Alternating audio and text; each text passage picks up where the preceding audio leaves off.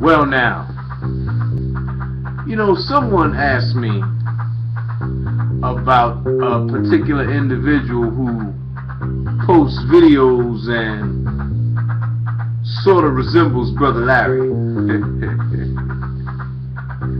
Although this individual fits the description that the author Frantz Fanon put on his book, Black Skin, White Mass. Now, the brother asked me about this individual, and he wants me to tag this individual as Baby Ruckus. Now, the reason why I'm not going to do that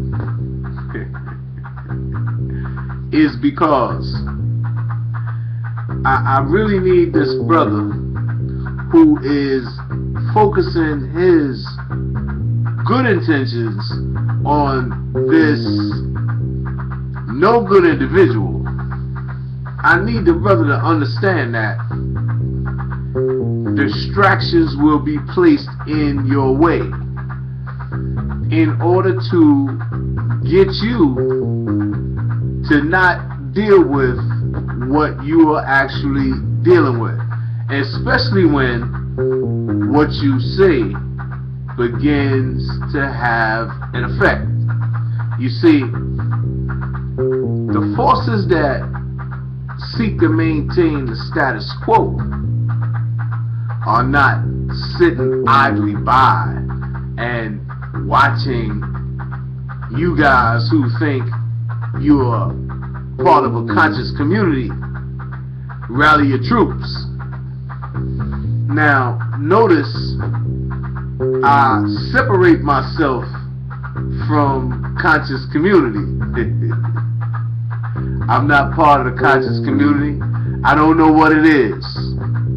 I don't know who the members are.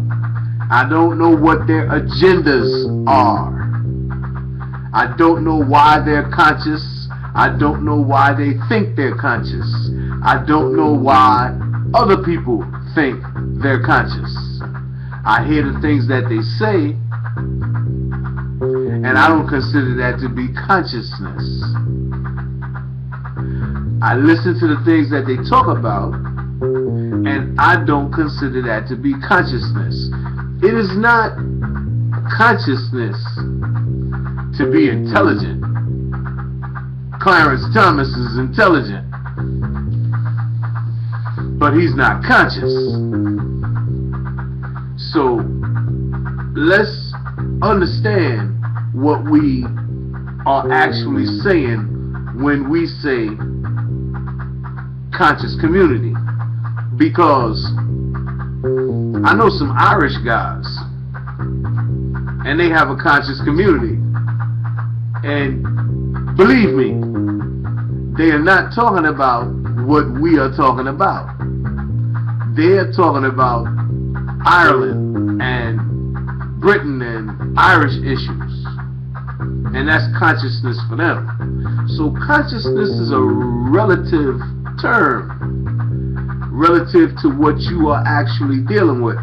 I dare to say that the individual who puts on shades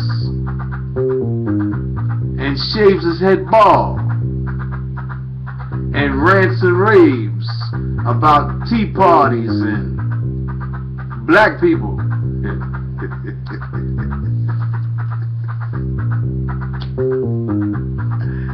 he probably thinks he's conscious. You understand? So don't let him take you away from your perspectives, your goals, what you're trying to accomplish. I mean, if he says some outrageousness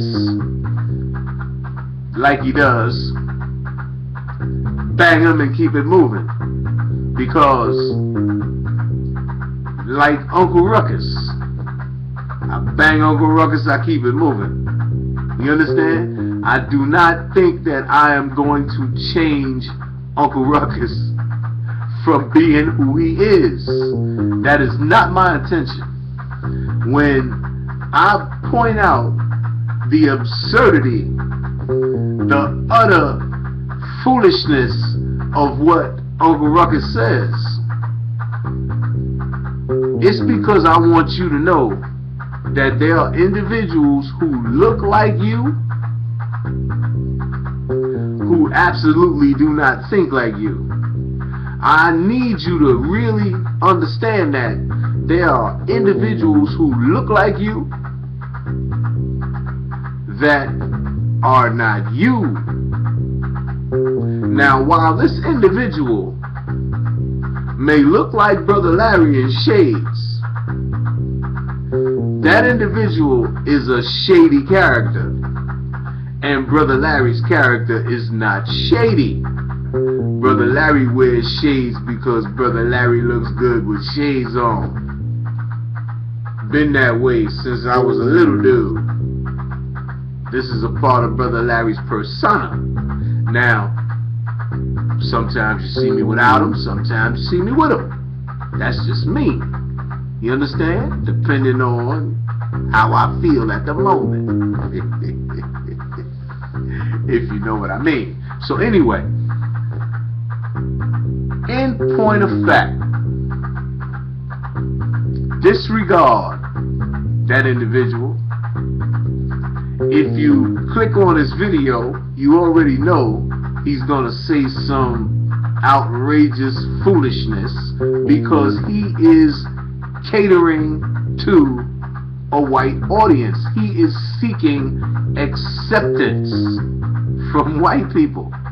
So he talks derogatorily about black people, not realizing that it's called self-deprecation. He's actually talking about himself. He's projecting his negatives onto others. Now, I know he talks about people on welfare. And when I was a little boy, we would see people online receiving what was then known as welfare food. And we would laugh, because we were children. And children have no understanding of the hardships of the world, of the struggles that people go through, because they're children and they're being taken care of by their parents, if they're fortunate enough to have parents. Now, I was fortunate enough to have parents, so I didn't have to worry about things like that. Consequently, I laughed at things like that because, children can be cruel unintentionally because, your sense of humor is developing. All of your senses, remember, you're young, so your senses are developing. So things that you find humorous, I used to find floods and earthquakes funny as hell. I wasn't thinking about the people who were losing their lives and the impact, the devastation of those events on their lives. I was a child laughing at something that appeared to be funny to me. Now, when you are a grown man, or appear to be a grown man, and you still make fun of people who are less fortunate than yourself, you still find the need to put someone down in order to feel good about yourself. See, you merely resemble Brother Larry. You ain't no Brother Larry. What you are is the other brother. Y'all know, got to watch the other brother. Can't leave him alone with Master, cause he gonna tell everything. Master, they about to run. They going tonight. It's that Larry Master. He gonna lead them. He know the way. He say, it's that way.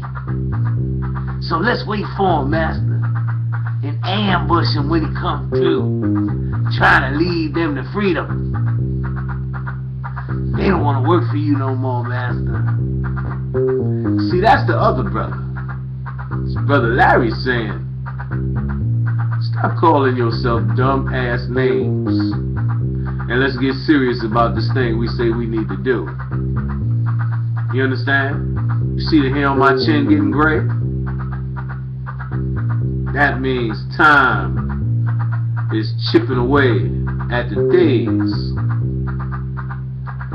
Brother Larry is not the brightest bulb in the box, but I'm also not them.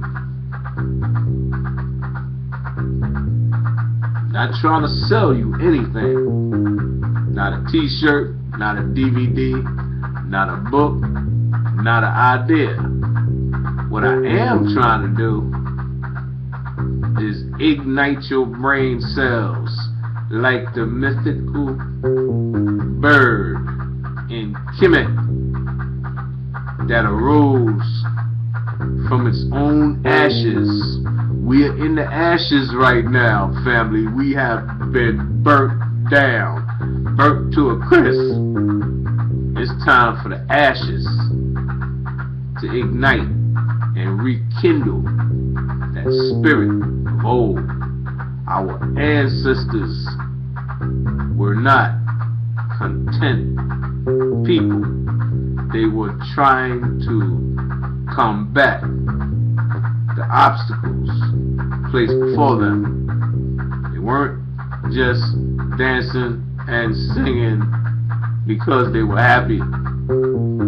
That was how they kept the spirit alive in them that now resides in us, which is how we can be so spiritful, and yet we are not using that spirit wisely, because we're not using that spirit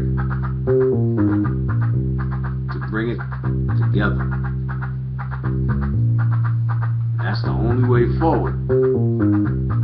Everything else is rhetoric.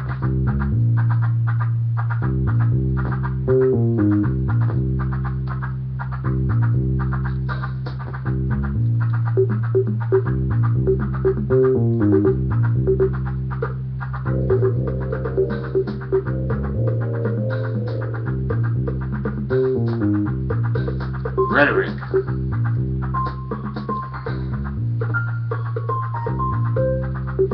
And I mean, there's nothing wrong with rhetoric now.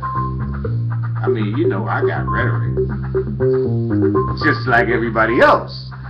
But at the same time, I really think that we could be accomplishing some real goals. First of all, if every brother, New York, Chicago, Philly, Jersey, wherever, if every brother just make a commitment to not kill the stupid that you get mad at. Just that. Start that way. Just say, I don't care how much this